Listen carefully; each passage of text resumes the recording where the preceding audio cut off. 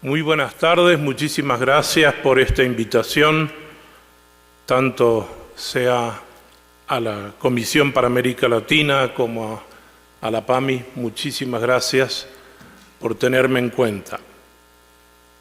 Esta mañana escuchamos varias veces el nombre de Eva, especialmente Fray Estéfano citó varias veces a Eva, y yo quisiera, como nos dijo Fray Marco, que Fray Estéfano se levanta para investigar, contarle algo que tal vez no sabe sobre Eva.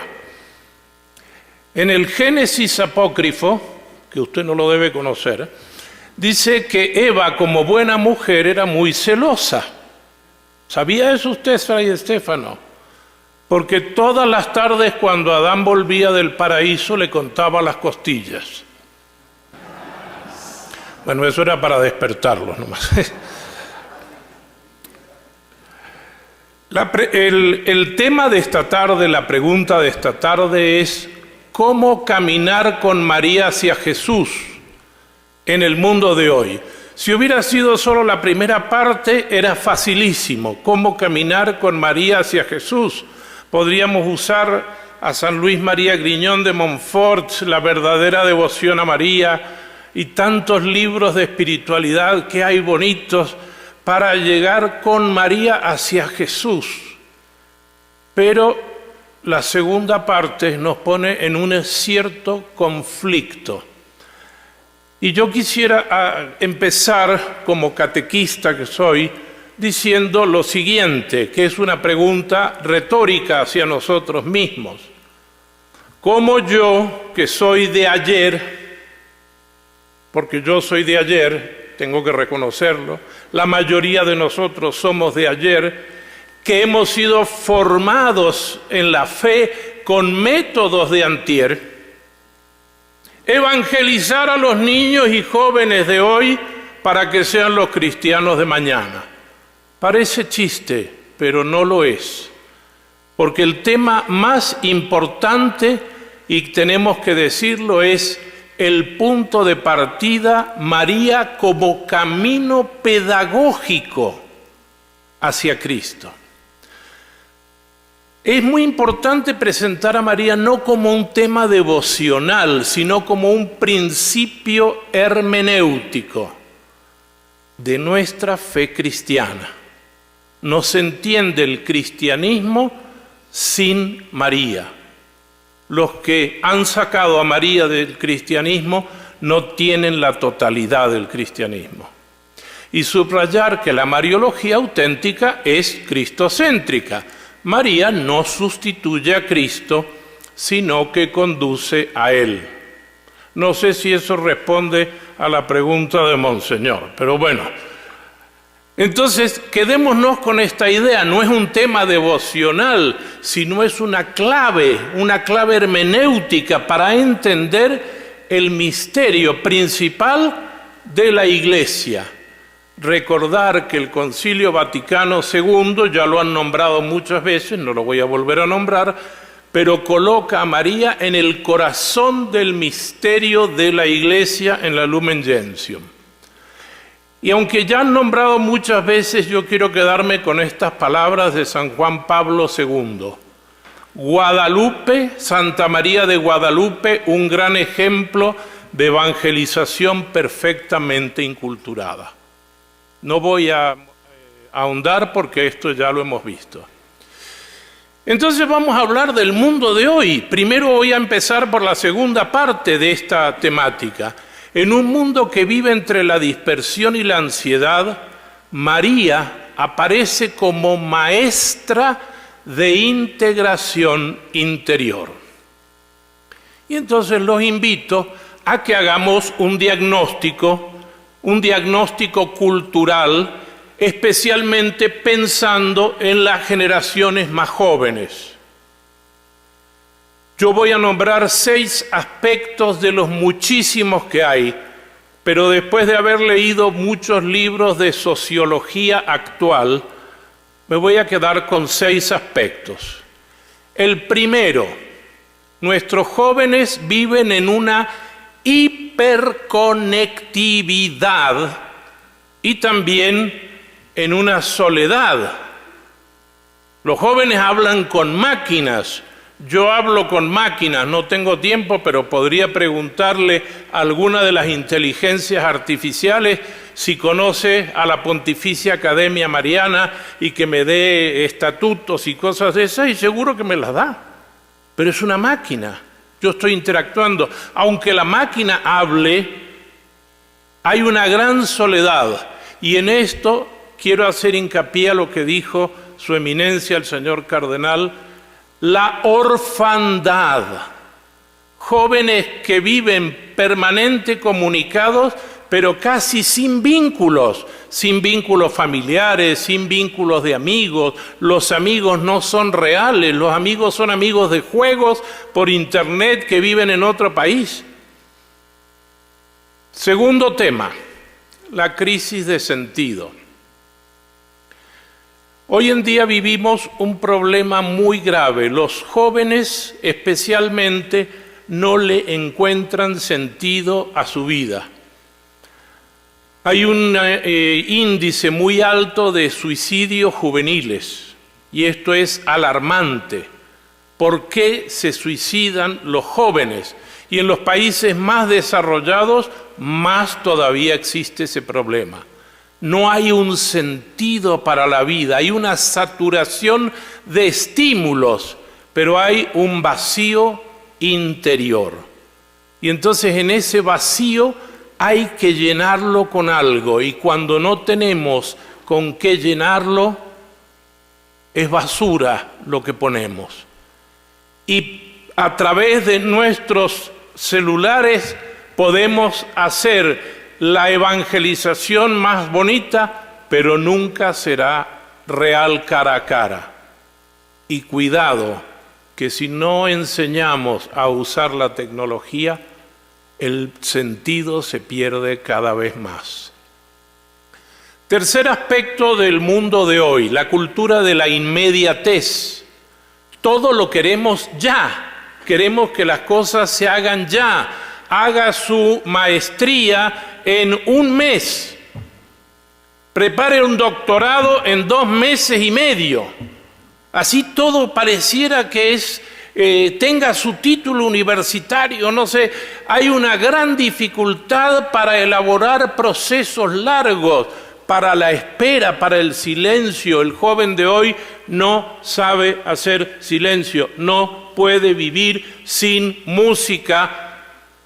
Ojalá que fuera música religiosa, pero no puede vivir sin música porque no puede estar solo en un gran momento. Perdón.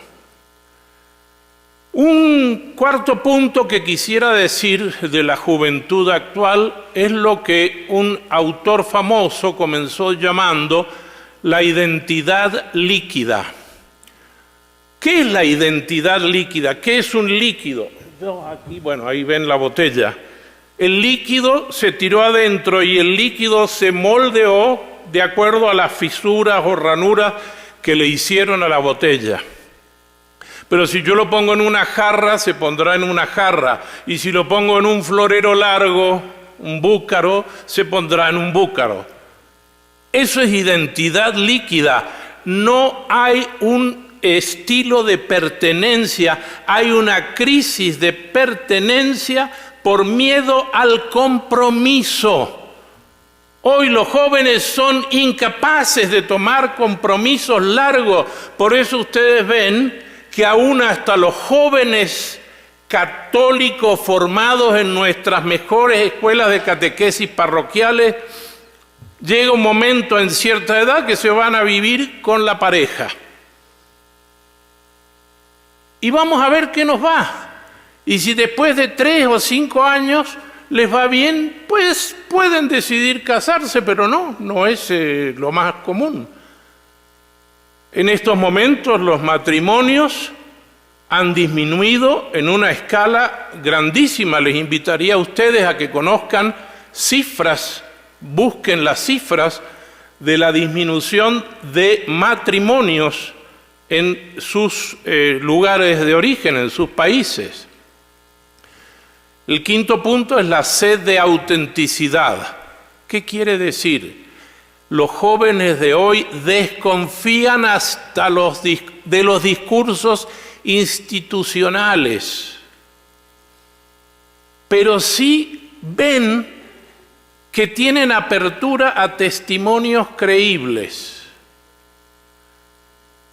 Un maestro cercano a la vida de sus alumnos habla más que una enciclopedia.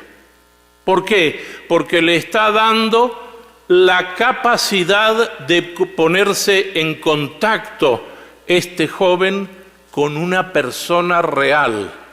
Por eso hablamos de testimonios creíbles. Y por último, un tema muy largo para debatir horas, es la cultura que se llama WOC. WOC quiere decir despertar. Es un proyecto ideológico, identitario, que reduce a la persona a su identidad de grupo. Es decir, vamos a reducirnos. En Estados Unidos hay muchos grupos, por ejemplo.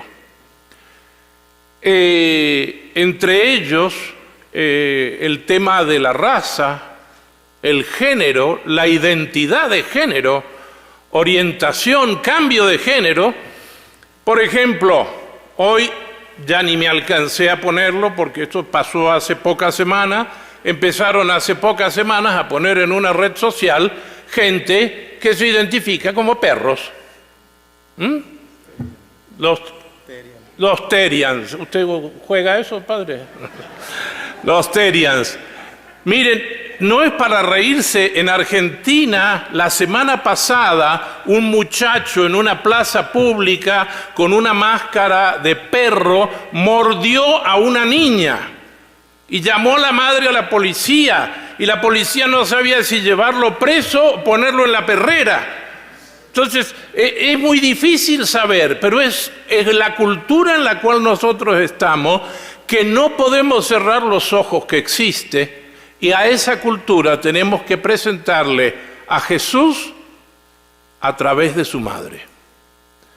Esta cultura woke transforma el lenguaje en un instrumento de poder, promueve una moral emocional, la moral es cambiante completamente y debilita todas las instituciones tradicionales.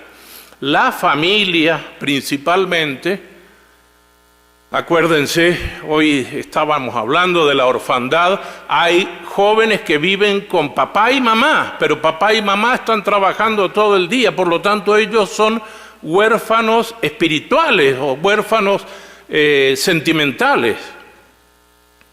La religión, la nación, la comunidad son vistas como estructuras opresivas que deben ser deconstruidas según esta cultura woke. Entonces entremos a nuestro tema. María puede ser una respuesta a estas heridas. Hoy escuchábamos mucho a las personas heridas. Cada herida cultural encuentra en María una virtud evangélica que ilumina, que sana, que orienta. ¿Por qué María es un puente privilegiado para esta generación? Tengo unos aspectos que comentarles. Primero, María es autenticidad pura. María no actúa, no finge, María no se construye una imagen. Con su sí es totalmente transparente, sin doblez. En ella vida y palabra coinciden. Esto tenemos que poder rescatarlo. María es testimonio, no es discurso. Y esto es un tema muy importante. Ella no predica teorías, encarna la palabra, y la palabra con mayúscula. Su vida es el Evangelio hecho carne, y los jóvenes pueden encontrar en ella una figura real, cercana, humana. Esto me parece muy importante. María es coherencia en lo cotidiano. Ella no vive en un pedestal. Nosotros la hemos puesto en muchos pedestales, pero ella no vive en un pedestal. Ella vive en Nazaret.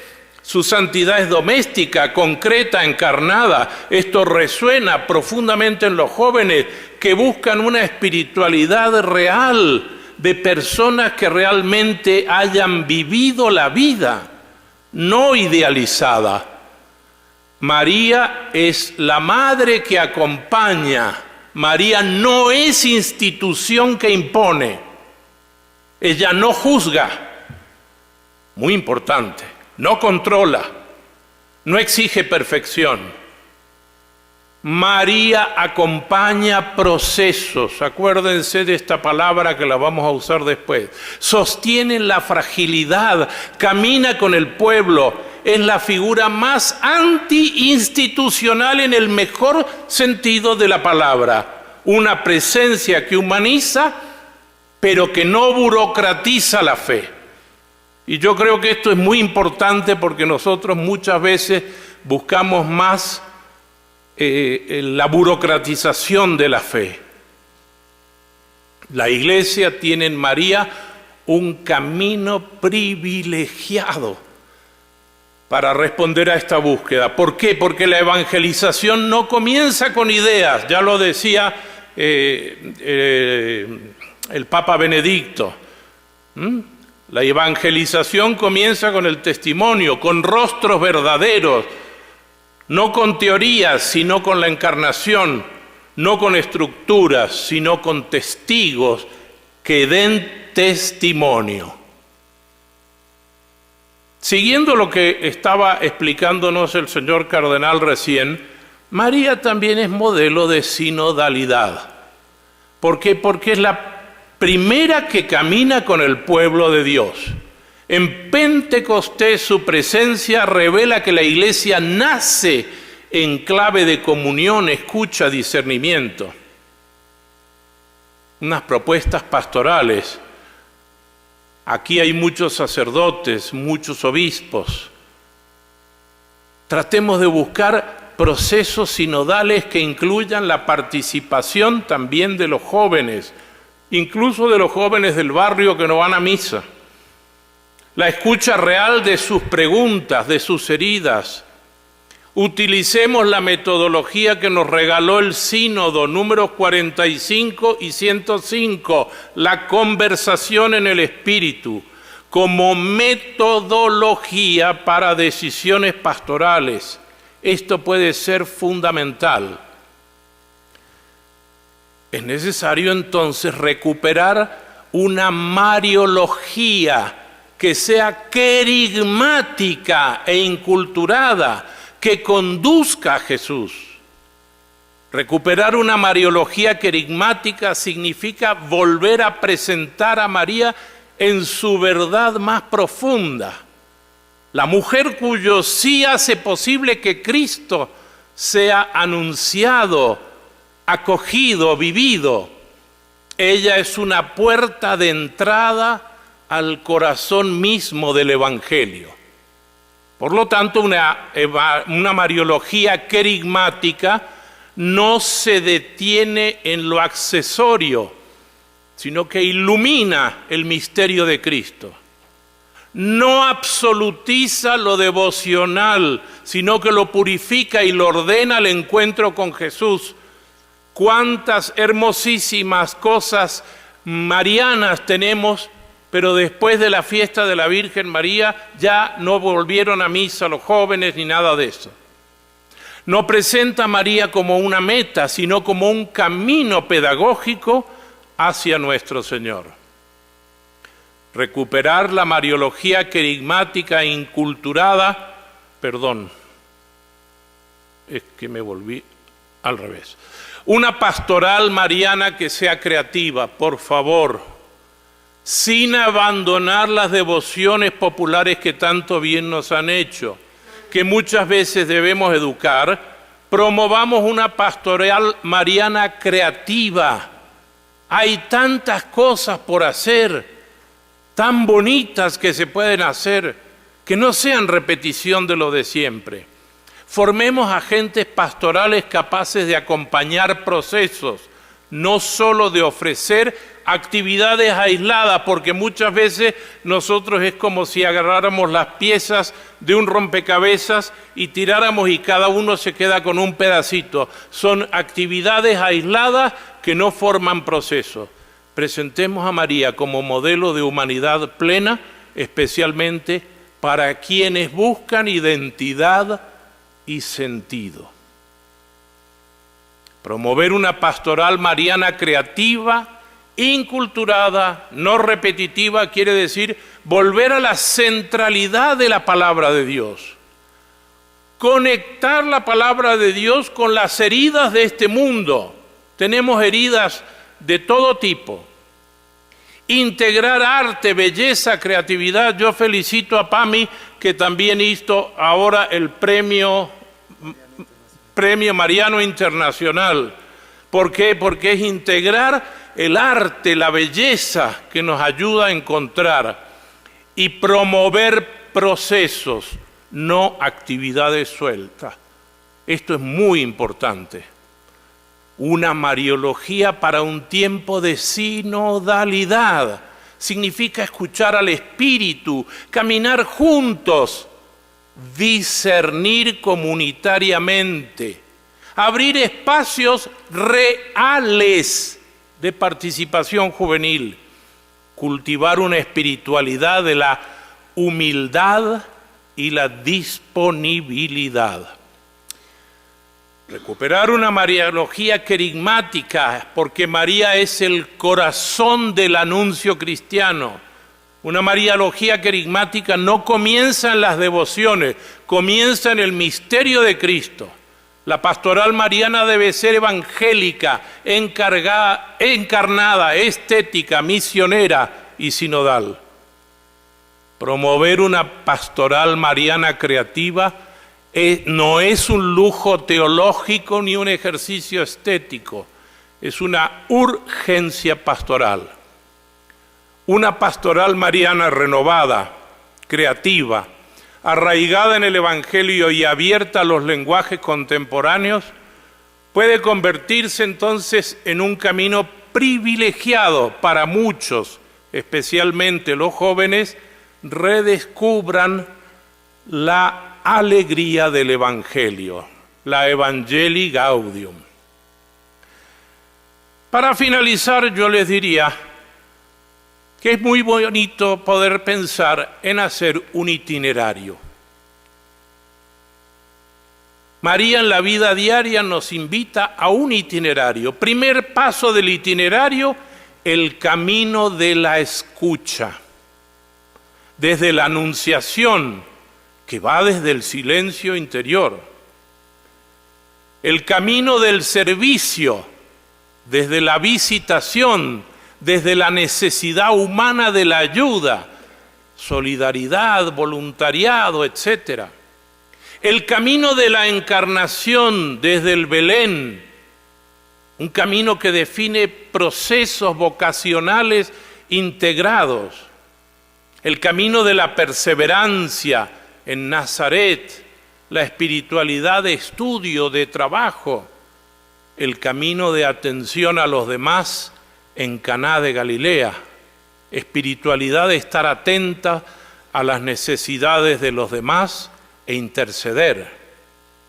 El camino de la esperanza desde el Calvario y Pentecostés, permanecer de pie para ser evangelizador y llevar al encuentro de Jesús a los hermanos. Esto es un itinerario de las veces que María aparece en el Evangelio hasta encontrarnos en una verdadera Pascua. Aquí hay varios obispos y me alegra mucho que ustedes estén, porque esto debe impactar la catequesis. Introducir estos conceptos que se hagan vida en la catequesis de los niños, de los jóvenes, de los adultos, de la familia, la prefamiliar, la presacramental, etc.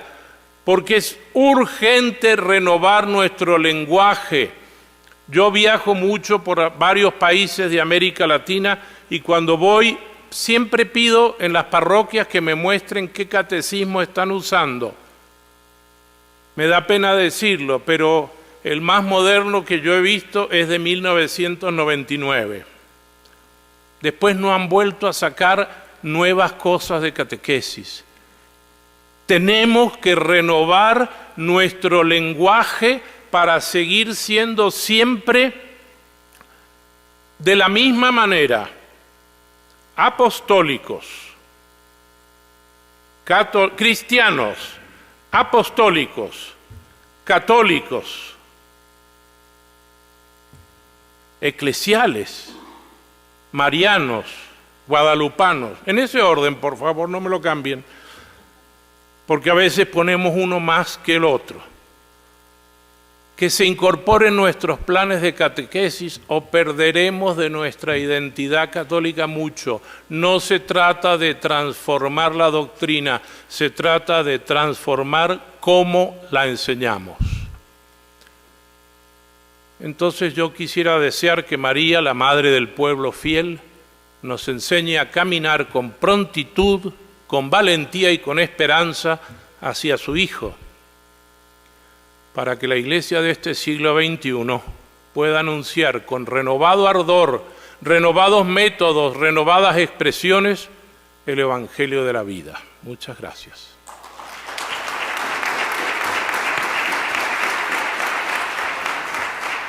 Muchas gracias.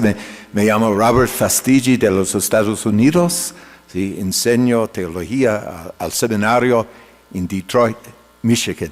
Sí, también soy un miembro de la Sociedad Mariológica de los Estados Unidos. Tengo dos preguntas. Uno por Padre Cecchin y otro por Ricardo. No, Padre Cecchin, después la nota del Dicastero de la Fe, de la doctrina de la fe, Mater Populi Fidelis, ¿es posible hablar de María como mediadora de todas las gracias o solamente mediadora de gracias? Ya algunos me preguntó y yo digo, para solucionar el problema, tengo también una clase que puedo darle al PowerPoint, los organizadores pueden darlo a todos, sobre la mediación de María. Llamémosla solo mediadora y nada más. Eso no crea problema, el Vaticano II la llama mediadora, ¿por qué tenemos que decir mediadora Y de toda la gracia, no, como he dicho, el cardenal Amato me decía, María no puede ser mediadora de todas las gracias, porque de una gracia ella no es mediadora, de su inmaculada concepción. Y por eso no es correcto llamarla mediadora de todas las gracias, pero mediadora sí, es suficiente llamarla mediadora. Y como decía el Damasceno esta mañana, en el término Theotokos hay todos.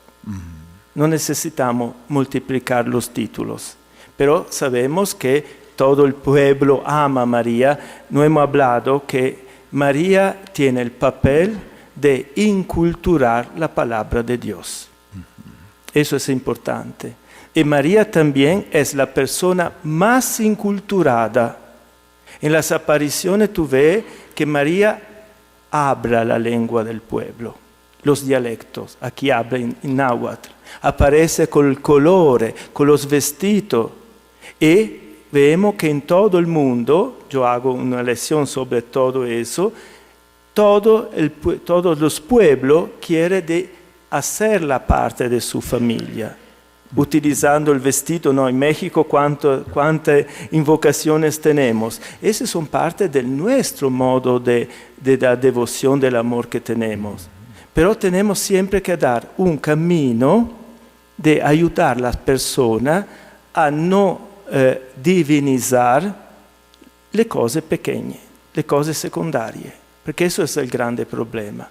Y repito, María ama principalmente a Jesús.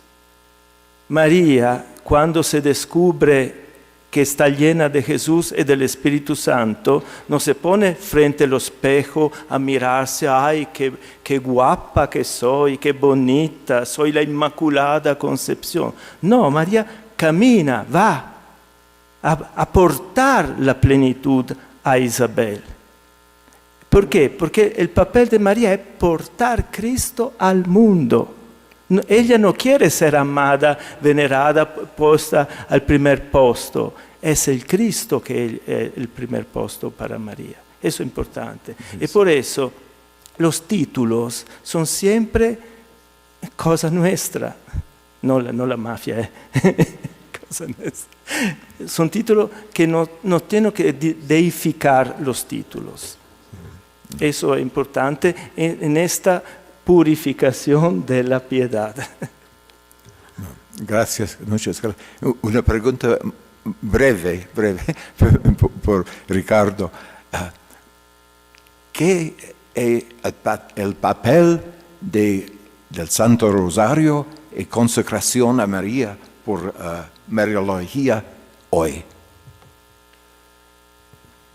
Yo creo que el Santo Rosario tiene una validez única, pero tampoco se puede obligar a una persona que está en este mundo rodeado bombardeado de tantísimas cosas, siéntate aquí que vamos a rezar el rosario. Hay que empezar de a poco, hay que empezar hablando de María, leyendo el Evangelio y decirle, mira, cuando vemos la anunciación de María, le rezamos 10 Ave Marías y le mostramos, no lo hacemos, lo vamos poco a poco. Todo esto debe ser un proceso, porque si le tiramos todo de encima, la custodia con el Santísimo, el rosario, y lo bañamos con el aceite, el óleo de los catecúmenos, perdonen, pero se nos van todos. Tenemos que hacer un proceso. Para mí es lento, pero a veces es desgastante, pero proceso. La consecración de María. Bueno, para mí eso es un punto de llegada. No sé si me explico. No es un punto de partida. No es que ahora yo les digo, vamos a consagrarnos a María y entonces hacemos la oración, nos consagramos, nos imponen la medalla y ya nosotros quedamos consagrados a María. Perdón, eso no es un punto de partida.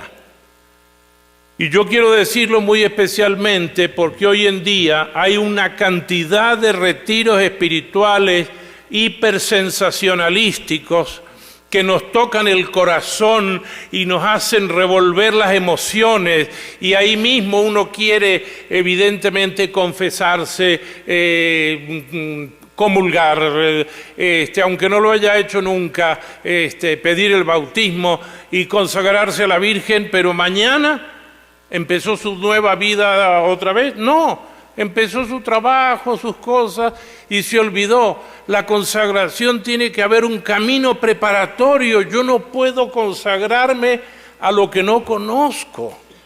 También es un proceso. Perdón, esa era la palabra clave.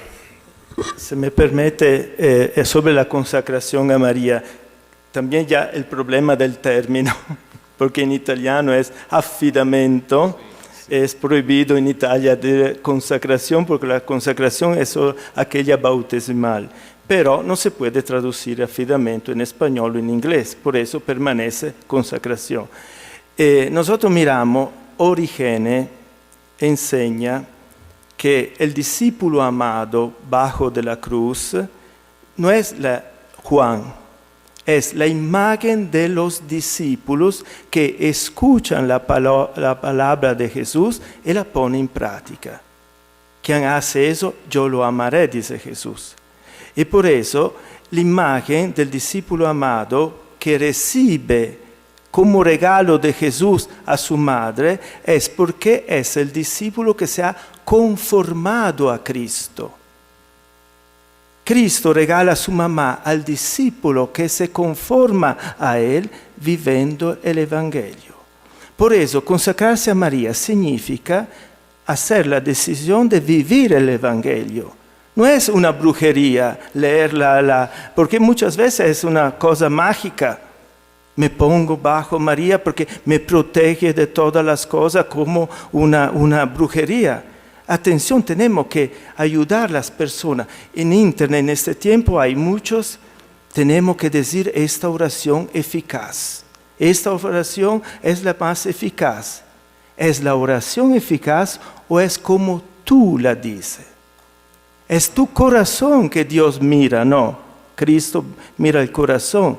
Y por eso todas las oraciones son eficaces. Importante como tú la haces. Y por eso la consagración a María no es una cosa que se hace así. Se tiene que hacer un camino de preparación y al final la persona dice, sí, quiero consagrarme a María porque quiero ser siempre más conformado a Jesús. Permítame que le cuente algo que ha pasado hace pocos meses en la diócesis donde yo vivo. Una religiosa ha tenido una gran revelación que la Virgen de la Medalla Milagrosa le dijo que enterrara alrededor de su casa, en las costas para protegernos de los huracanes, la medalla de la Virgen Milagrosa, cuando la Virgen le dijo a Sor Catalina Labouré que la llevara uno colgando. Ahora resulta que esta religiosa las está vendiendo y están exorcizadas, para que las pongamos en las playas, en las montañas para evitar terremotos, en nuestra casa para protegernos, enterradas. Pueden buscarlo ustedes si quieren en Instagram, todavía está pidiendo eso. Padre Felipe Ruiz, de la Universidad Católica de Chiapas. Mi pregunta es en relación a su eminencia, y podría responder quien guste también. He entendido en esta mañana que se requiere tomar o poner a María como medio y modelo de evangelización. Y mi pregunta viene porque al menos en la provincia eclesiástica de Chiapas no hallamos dónde poner el tema de María en el proceso, en los procesos carismáticos o en los seminarios de vida en el Espíritu. Unos dicen, María no, ya está el tema del pecado, amor de Dios, etcétera, ya es suficiente, ya Cristo es todo, ¿no? Parece que la práctica es o Cristo o María, pero por lo que he entendido en esta mañana es que no se trata de una dicotomía, sino se trata de una integración. En el Concilio Vaticano II creo que hubo ese análisis de si María iba a tomar un lugar especial en una constitución o documento especial, y finalmente quedó como un apartado de la Lumen Gentium, ¿no? O sea, es decir, dentro de la Iglesia. Pero en este caso, ¿dónde entraría? ¿Cómo hacer que la Virgen María, con toda su pedagogía inculturada, hacer que en los procesos evangelizadores no quede volando o que al final unos dicen, no, hay que poner a la Virgen en el último tema y que se llame María, modelo de la Iglesia, ¿no? Para que sea el modelo de conversión, pero ya como un apéndice. ¿Cómo hacer que la Virgen María no sea un apéndice en la vida espiritual ni en la vida pastoral, sino esté inserto en el proceso? Espero haberme explicado un poco. Este sería un poco de asunto pastoral catequético. Muchas gracias. Bueno, yo voy a dar una parte y los queridos hermanos también van a completar. En primer lugar, la catequesis no es como simplemente una serie de títulos y hay que poner uno aquí, otro allá. No, la catequesis es la educación progresiva y sistemática de la fe. Entonces, lógicamente, tenemos que tener un proceso, un camino. Ahora, no es que ver, aquí está María y ver dónde la vamos a meter. Si ella, cuando en el CELAM buscamos hacer una serie de textos para los seminarios buscamos a un mariólogo y le encomendamos hacer el proyecto de un texto de mariología para los seminarios. Y el título sugerido me gustó mucho: María, evangelizada y evangelizadora. O sea, ella es evangelizada porque recibe la buena noticia del ángel, pero no se queda con la noticia. Y no se queda, como se dijo hace poco, viéndose en un espejo, no. Sino, una vez evangelizada, sale a ser evangelizadora a Isabel. Y entonces, no hay que buscarle puesto, porque ya lo tiene, ya lo tiene. Ella es este canal por el cual el Hijo de Dios se hace hombre. Entonces no se puede quitar de ningún puesto porque ya lo tiene en la catequesis. Soy sierva guadalupana de Cristo Sacerdote, vengo de la diócesis de Ecatepec, del santuario de la Quinta Aparición Guadalupana. Entonces eran dos preguntas. Una pregunta era la que hicieron al doctor Ricardo sobre purificar las devociones. Pero todavía me quedó una duda. Bien, el rosario. Se necesita un proceso para los jóvenes, muy bien la respuesta. Pero nosotros, los obispos, los sacerdotes, las religiosas, ya hemos pasado por ese proceso, ¿no? Entonces, pienso que el rosario, ¿verdad? El rosario es un arma grande para, decía el padre Estefano, para que el diablo quería a Eva, ¿no? Entonces, pues podemos continuar con esa devoción, ¿verdad? Ya con nuestros procesos que tenemos, pero para con los jóvenes, ¿no? Pienso que el testimonio arrastra. Y yo veo en mi parroquia que los jóvenes lo hacen con gusto. ¿Por qué? Porque los padres, somos 7 comunidades que vivimos ahí por lo propio de la Quinta Aparición, y gracias a Dios se reza el rosario, ¿verdad? Purificarlo, sí. Y la otra pregunta era, y es así, su eminencia nos decía mucho, también el padre Estefano, sobre cómo catequizar a la religiosidad popular. Hay muchos santuarios. Yo veo en el mío, en la Quinta Aparición, ¿no? Van peregrinaciones. Entonces ya nos hemos organizado y cuando van, pues explicarles, ayudar, no sé. Pero la religiosidad popular, ¿cómo?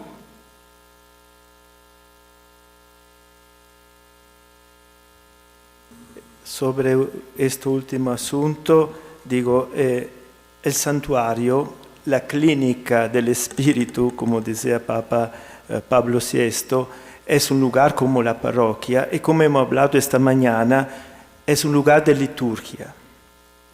¿Cuántos conocen el directorio sobre la pietà popular?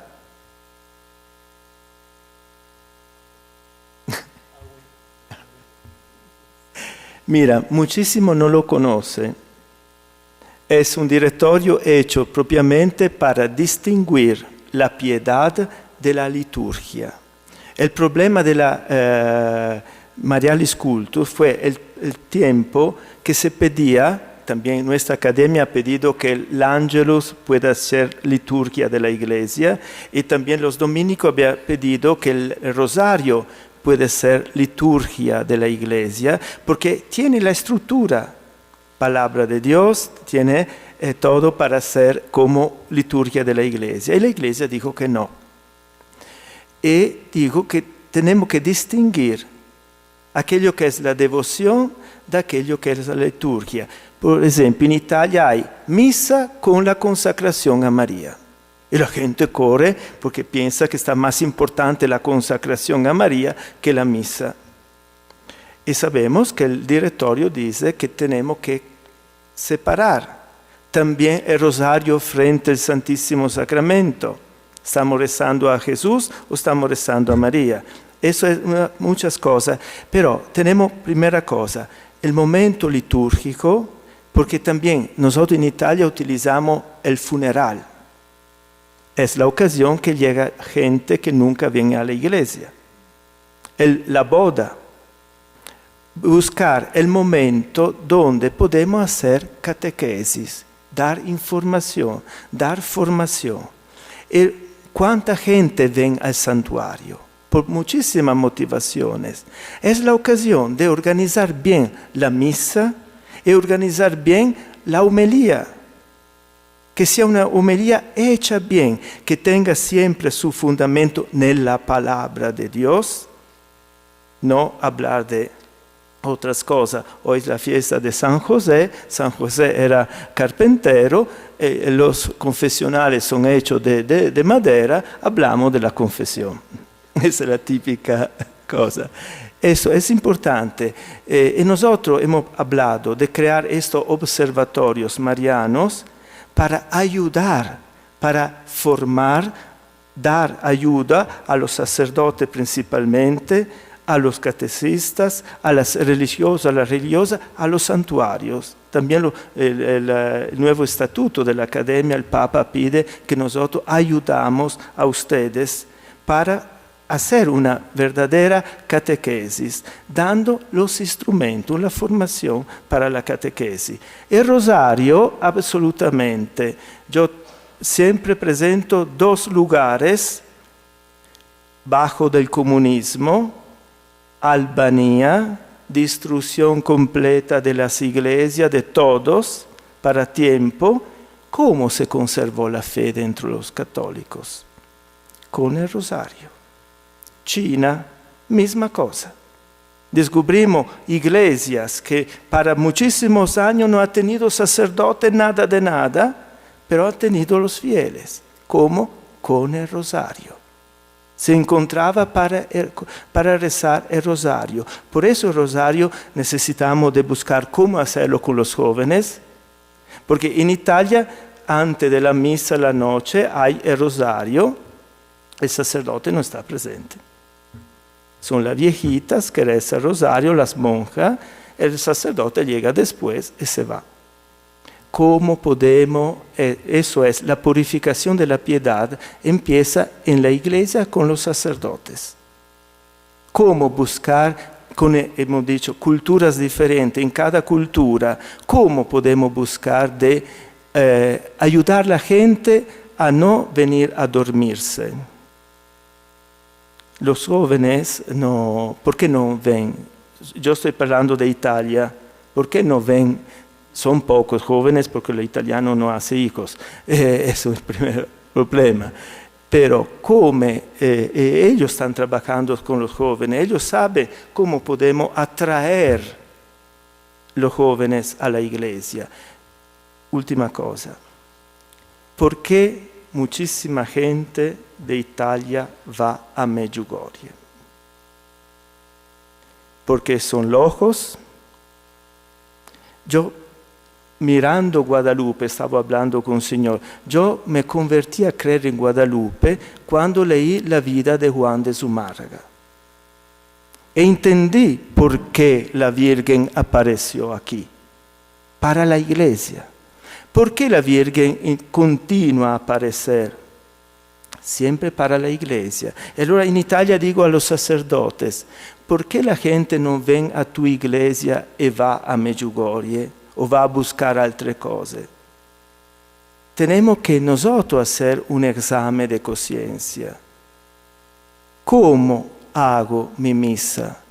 ¿Cómo hago que mi iglesia pueda ser un lugar donde la gente prefiere venir en mi iglesia y no ir a otra iglesia? En Roma hay iglesias donde el sacerdote... ¿Qué voy a hacer allá? Eso es una realidad fundamental. Nosotros tenemos que mirar cómo podemos, las oficinas de pastoral, todo eso, cómo podemos hacer que atraer las personas, también con una liturgia que mantenga su catolicidad, pero que pueda atraer las personas. Eso.